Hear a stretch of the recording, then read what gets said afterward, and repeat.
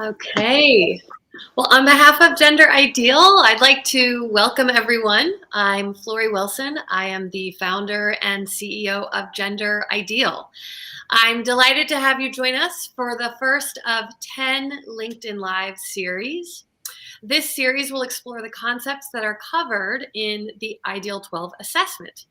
And the purpose of the series is to equip organizations with the insights they need to build a business case inside their organizations for why they should implement these practices and to have the fundamentals to begin the work of how to implement these practices. Links to these videos and additional interviews and resources can be found on the resources page of our website. This series has been developed to support the IDEAL12 campaign, which was launched in March of 2022, and is designed to be a first step for companies to benchmark their performance on 12 core practices that have impact on gender equity in the workplace.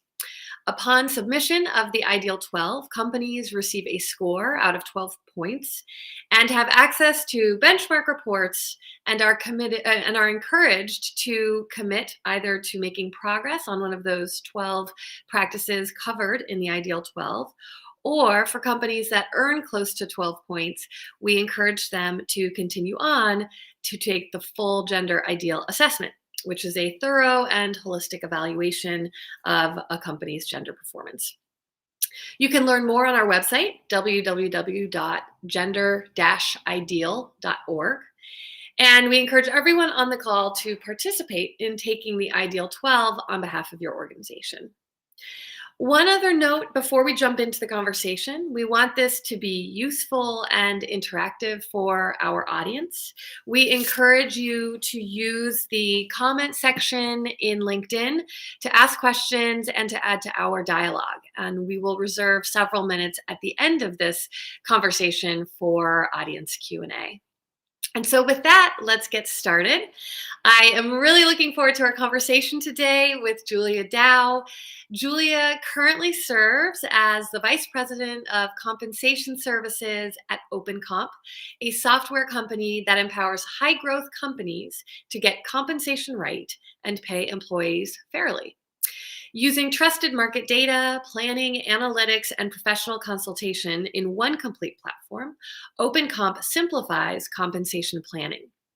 Julia joined OpenComp when it spun out of Connery Consulting in January of 2021 and has worked with companies like Discord, Reddit, Medium, and Figma. Previously, Julia was a senior compensation consultant at Connery Consulting, and before that, Julia held various compensation roles at multinational corporations, including Visa and Raytheon. She is truly an expert in this topic.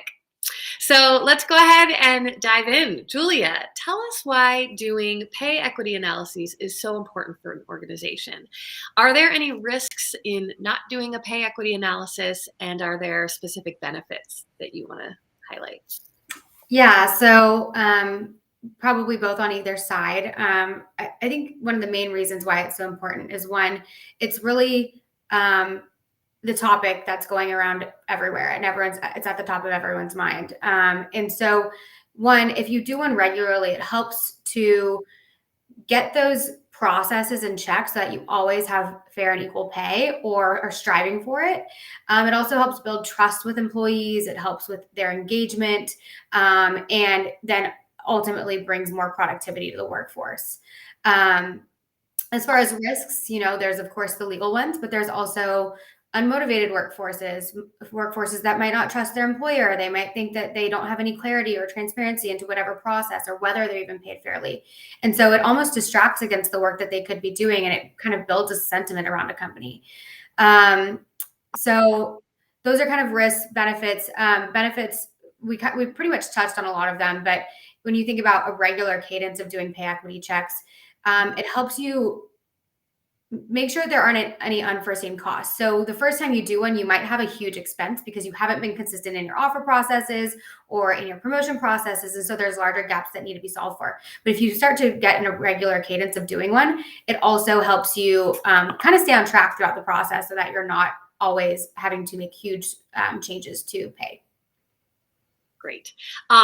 we're going to get into the mechanics of how to start doing a pay equity assessment, but I don't want to move off the topic. You mentioned getting into a regular cadence. Yeah. How frequently should companies do a pay equity analysis? What I'm sensing is this is not like a one and done scenario. So tell us a little more about cadence. Yeah. So most companies probably opt to do one every year, annually. And a lot of times they try to do that in conjunction with their compensation planning process. So whenever they're looking at making mass changes of compensation for the organization, they also take that opportunity to see if there's any gaps that they need to close with that budget or with that process, so that it is a smooth compensation increase conversation with any employee. So usually then I think if you're looking at changing pay for an employee population, sometimes companies do mid-year reviews. Sometimes they do out-of-cycle promotions. Those are always opportunities to take a look at your internal equity and make sure that things are being balanced, whatever you're proposing.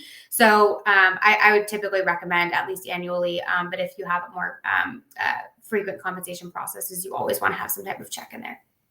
Got it. Okay, great.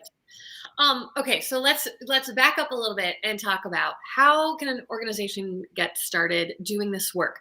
Who needs to buy into this process?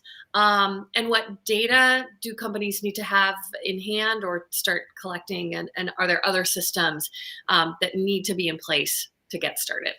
Yeah, so let's start with the employee data. So that's some of the hardest part of making sure your data is clean, making sure you have all gender and race data filled out, making sure your HRIS system is clean with any other credentials that you might want to track, like degrees, years of experience. You also want to make sure that whatever pay ranges or benchmark data that you might be using to do this pay equity audit are validated, the most up-to-date versions, all of that. And then you also want to make sure that any promotion or performance information that you might want to use as well is pulled in and readily available. The other thing I'd also say is that a lot of times companies do negotiate, right? And so, or they might have to extend offers that are outside of their regular parameters. And so having documentation for negotiations, for why you might have made an exception for a candidate, are really crucial, so that you can always point back to that if anything comes up in a pay audit, to say, oh, this person's way above, but here's why, and this was a conscious decision. So that's kind of all the items that you need. So tracking for these varies from company to company, because sometimes they have HRIS systems, sometimes they're using spreadsheets. So it really just depends. But that's pretty much the data process. The buy-in process. Ideally, if this is coming from your senior leadership, right? They care about employees being paid fairly and equitably. And so you have that support from the beginning, ideally. And they also know that there might be a cost involved, so that you have that financial sponsor as well. Then you also are likely going to have managers that are involved, because they're communicating any increases or giving you any input on why an employee might be paid the way that they are. And then you also want to make sure that you have your legal support, whether that's your internal GC or your external employment counsel, because they're going to be crucial in this process as well. Great. Can you talk more about that legal support? I think that's something that when you and I were talking before this call, as someone who doesn't sit in an HR role, that was new information for me. So I'd love to hear more about what does that counsel, what is their involvement in the process? What support do they provide? Yeah, so usually we like to include them from the beginning of providing any type of results to an organization if we're doing a pay equity audit. We always want to make sure that the information that we provide is privileged, so that they are able to advise on what is the norm, because they have more access to case files or anything like that, on what remedial steps might be if something arises that seems to need some type of corrective action. And so you always want to make sure that that is covering you from an organizational standpoint, so that if there are any changes that need to be made, they could really advise you on the best legal route to go. Got it. And when you say corrective action, you're talking about, hey, this person is underpaid relative to their peers. So we need to. Yeah. Okay. So your legal counsel is always going to be involved in that process. Correct. Yeah. Or should be. Yeah. Ideally. Got it. Okay.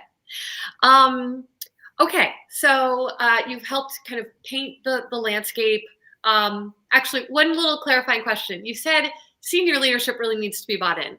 Have you ever engaged with a company where senior leadership wasn't bought in? And did you have to kind of have you played that advocacy role? And would you have advice for others on if they are trying to make the case for why their organization should do a pay equity analysis, kind of how they should approach it with their senior leadership? Yeah. So I've been fortunate. Anybody who comes to us wants to purchase our services to conduct a pay equity audit. So there's automatic buy-in right from there on that standpoint of saying, we know as an organization, this is something we want to pursue. And I've worked at very awesome companies that really care about pay equity. So fortunately, I haven't had to struggle too much with getting that done, but there are some points that are from a business perspective that makes sense on why a company would want to get one done. And one, again, it's making sure there aren't any unforeseen costs and being able to budget for those appropriately. Because if you do something, say something comes up and you have to dig in and there's actually some really big gaps that you have to close, that could be an expense that the business hasn't allotted for in their annual operating plan. They also, again, productivity and the employee experience totally pays tenfold if an employee is engaged and not having to worry about whether there's unfairness and then kind of the perception gets spread throughout other areas of the organization, because that can be a huge cultural change as well if employees are feeling that way. And then if you're doing regular audits, this allows you to budget for something. So you understand that, hey, this much might be spent this year, or on average, this much is spent, or we might have to take some of our merit budget away to fund any gaps versus making this an incremental cost. So I would really speak to kind of the business cases for it. And usually that helps permeate any obstacles that leadership might be throwing up. Great. Okay. That's super helpful. So now we'll assume we've got buy-in to do this process. We have tracked the data. It's either in a spreadsheet or it's in an HR system, database. So walk us through, we've got our counsel on board. They're ready to be involved. Walk us through then the next steps. Who is involved? How long does it typically take an organization to get through the process? Love to hear your experience. I know you've worked with a variety of companies sizes on this. So yeah. So timeline will definitely be dependent on data cleanliness, budgeting, the size of the organization. So I've seen it range from taking like 6 weeks to taking several months just to get all of the ducks in a row. But once you get all of your data and your employees mapped to whatever you want to compare them to, whether it's internal averages or the market data, ideally you have ranges that you're comparing them to and looking at what we call compa ratios. So the employee's salary against a midpoint of a range and understanding who's high and who's low, where the different gender averages lie. And so there's a few different ways that you can do pay equity analyses. For smaller companies, it's typical, or smaller to mid-sized companies, really, if you don't have a concentrated amount of employees in a specific job and level, it might be closer to what we call a cohort analysis, where you're doing a manual comb through of looking at who's below an average compa ratio and seeing what happened there and why they might be so far below any of their peers. The most defensible one for court reasons is a regression analysis. And that is mathematical, and it takes into account a ton of different factors to provide a trend line that pretty much says, okay, your females or males are below this average trend line, and therefore there's a gap that exists that you need to start correcting for. In the middle, there's kind of an average pay ratio that you still account for with the range. So when we think about having a compensation range, this should be adjusting for factors of like scope of role, the requirements needed to complete that role. So that really takes into account, it kind of levels the playing field and speaks to that adjusted comp ratio versus an unadjusted, which might be, hey, all of our females in an organization have X pay and all of our males have this pay. It doesn't account for type of role or anything like that. So really using a range or a compensation benchmark helps put that into perspective. So when you look at that, it's the average pay against whatever data source that you are using and seeing who is below that average and again, why a gap exists.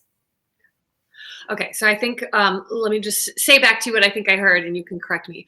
There are a variety of methods, but some of those methods use external data. So compensation from industry benchmarks, not just looking at data from inside that particular organization. Did I get that right? Yeah, correct. And it depends on their compensation framework. So some companies use raw market data for their pay bands, if we want to call them that.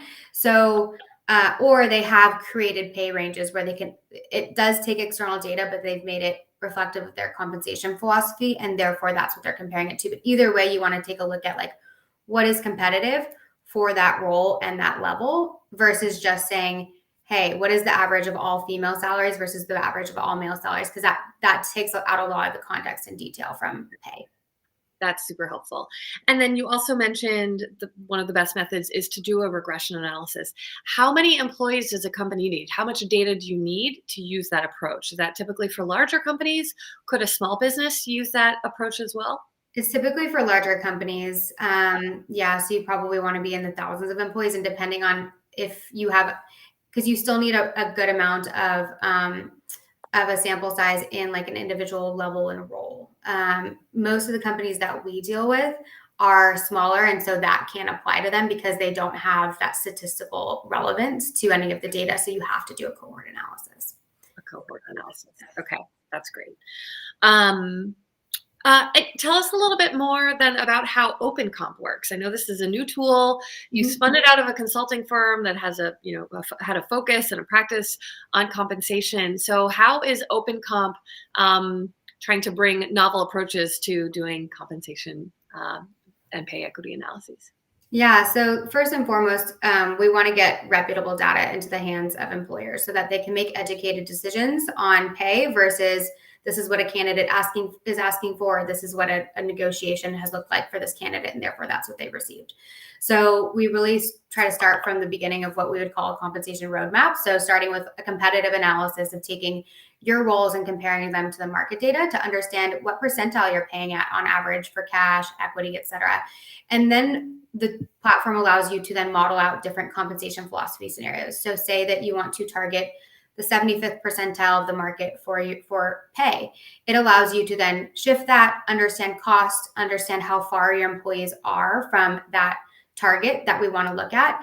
And then once you understand that target, it helps you be more consistent with going to market with offers. So you know that as a company, we are targeting X percentile of the market, and this is what an offer would look like for this candidate, no matter what gender they are, right? And so we have that aspect of it, and then we also have a DE&I planning tool to where you can see gaps by gender and by ethnicity and both on how your employees are stacking up against the market from those perspectives. Also the average level, which I typically geek out on. So you could see that, oh, hey, none of our female populations are able to have an average level above a level 3. So do we have issues with promoting into higher level roles? Do we not recruit at these higher levels for females as well? So what does that really look like? And then we have throughout our whole platform really the ability to overlay gender and ethnicity. So like even that market analysis on comparing to market, you can always filter by those so that you have a really good sense of what that internal labor market looks like when you go to the external labor market. So we're really trying to start with making sure there's information symmetry between employers and candidates, right? Because ultimately both want to pay fairly, to provide value to both the employee and the employer relationship. And so ideally getting more reputable data out there is going to continue to compound and add to that integrity in the market. Got it. Well, and it sounds like it also helps identify, patterns around promotion and representation across the organization that's really important, right? So It's not just, what are we paying today and who's getting how much, but really looking at these patterns, across the organization's workforce. Yeah, exactly. And I mean, when you think about the time it might take to do an analysis like that and benchmark and level a lot of our roles. So the nice part is we have machine learning and AI that does a lot of that benchmarking and leveling for you so that you're starting from something versus having to a lot of other data sources. There's a submission process where you have to kind of start with these other sources and start matching. And it's a very labor intensive process. So we're really trying to speed that up so that people can get to the actions versus having to spend time in a whole bunch of spreadsheets doing an analysis that a platform can do for you. Yep. And what's the target either industry or organization size for OpenComp? Or is it a useful tool for any size business in any industry? So right now our kind of sweet spot is private companies that are typically VC backed. So startups, pre-IPO. And really that's because a lot of these companies might not have a compensation person in house. So we're really trying to take compensation best practices and put it into a platform so that HR folks or CFOs or founders can really get down to just, again, executing and being action oriented.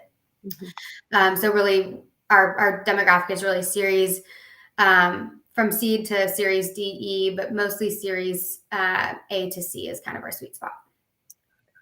Okay, that's great.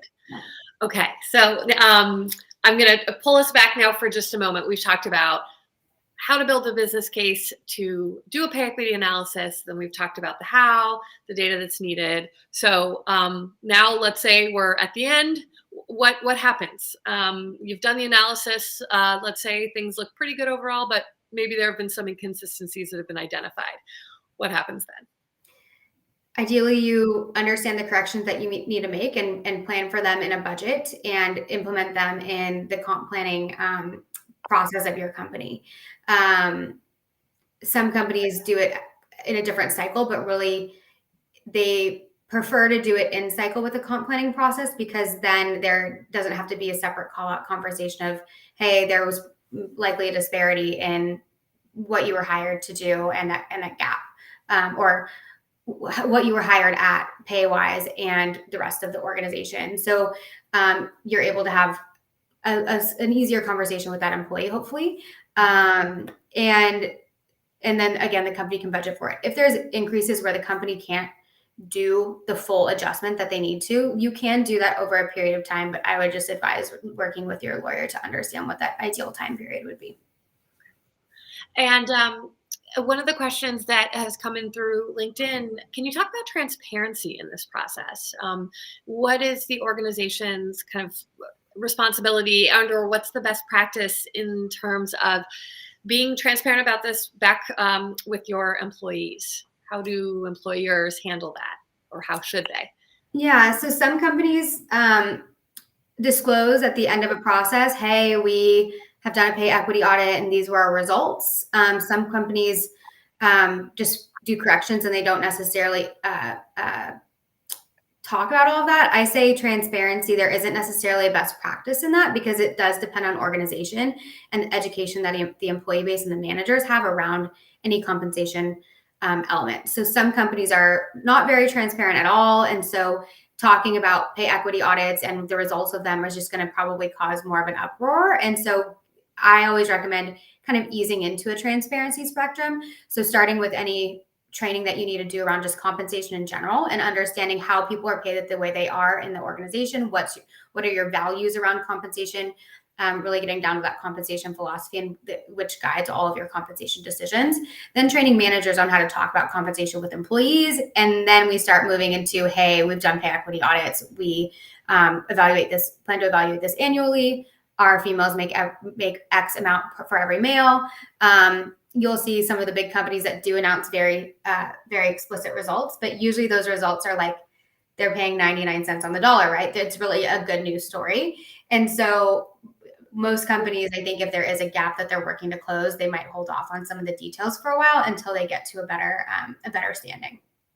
And what about as it relates to an individual perhaps who's been identified as underpaid? I mean, is it a best practice for HR to say, Susan, we're giving you a 20% pay raise because it turns out you were underpaid? Or is it just we're giving you a raise but not providing the context? How do most companies handle that? Most companies, again, if it's in a compensation planning cycle, just deliver the news of, hey, this is your new increase, and they probably just say based on performance and your role, we want to pay you X amount.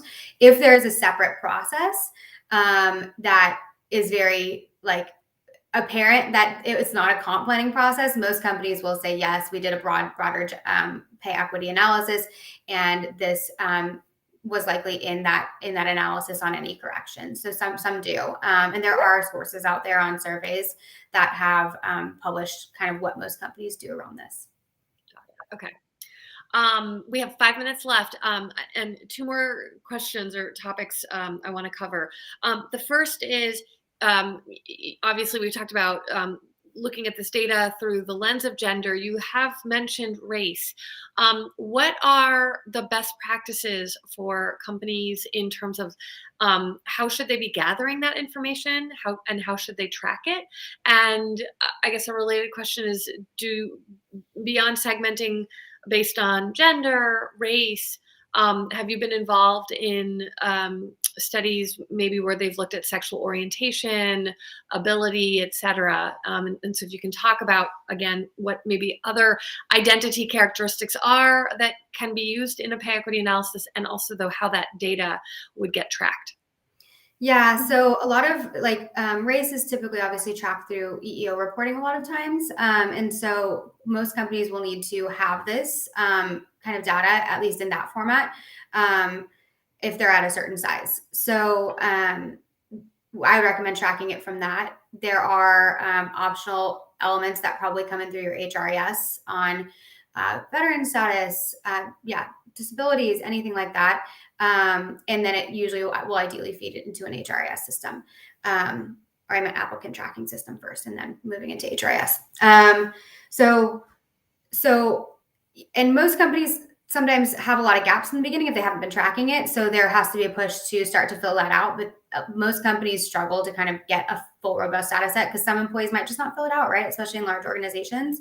Mm-hmm. So seeing what kind of data you have around that first and foremost, and how you can make a push to get those more filled out is up to the company, because some companies might want to require that as a field. Like next time you go into your HRS, you have to fill out this field. Some companies don't want to push for it too hard and just say, hey, I would love it, but if they don't feel comfortable sharing, then that's what it is. As far as overlaying anything else, usually we kind of see a stepping stone system where companies start with gender. It's the most reportable, trackable, and then they might, after 1 or 2 sessions of doing a pay equity analysis from a gender lens, they might layer on something like race. They might do it separately, and they might overlay it with gender, just depending on a lot of times the resources they have that to be able to do this kind of analysis in-house, or the resources they have to be able to outsource it. I haven't seen too much yet on orientation or anything like that coming down the pipe. Usually companies, since most companies, if you look at them out there, still aren't necessarily doing a pay equity analysis yet. It's on their road plan or on their roadmap, but they might not have done one yet. So I think that's to come. I suspect more and more companies are going to be more sophisticated and starting to look at that, but it's just not as common yet. Thank you. Last question. A number of the companies that we've worked with at Gender Ideal are smaller companies, maybe 50 employees or somewhere between 50 and 100. And when we give them the feedback, hey, you haven't done a pay equity analysis and that's on your list of recommendations, we hear, gosh, we don't know. We don't know if we have the right data. We don't know where to get started. We know it's important, but so what would you say to those companies as get started? Here's kind of the minimum effort, but the way to start this process, even though it may, as you've just kind of pointed out, it may be a process that gets more sophisticated over time. But what would your advice be for those small companies that want to do this, don't quite know where to start or how to start? I think first and foremost, ideally, you have some type of reputable market data that you are comparing your employee population to, because that puts into context, again, the level and the expectations of a role and whether they're similar to other roles and who is in that population that you need to be comparing on who is low and who is not. So that's one. And then, smaller organizations can definitely do a cohort analysis when they're looking at, hey, all these people are level 4 software engineers. What gaps exist? Why might this female be at the lowest mark versus all these males? And just being able to dig into the research, because a lot of times you find that you don't document that very well, and it also has ramifications in your other processes, like whether or not you negotiate an offer processes, how you document negotiations, how you document any pay changes, and the whys behind it. So I think ideally having a market data source and having your employee data clean is going to be the two stepping stones. And then once you start digging into the data, more answers start appearing. That's the hardest part, is like, just look at the data. And once you get to that point, you can start making decisions, or you might have more questions, but at least you have your data organized in order to start to analyze it. So that's ideally the first couple steps. Well, we are at time. And so, Julia, I just want to say thank you so much. This has been really enlightening. The work that you do has impact on so many people at so many companies across the country and around the globe. So thank you for sharing your wisdom, and thanks everyone for joining. Have a great rest of the day. Thank you. Bye.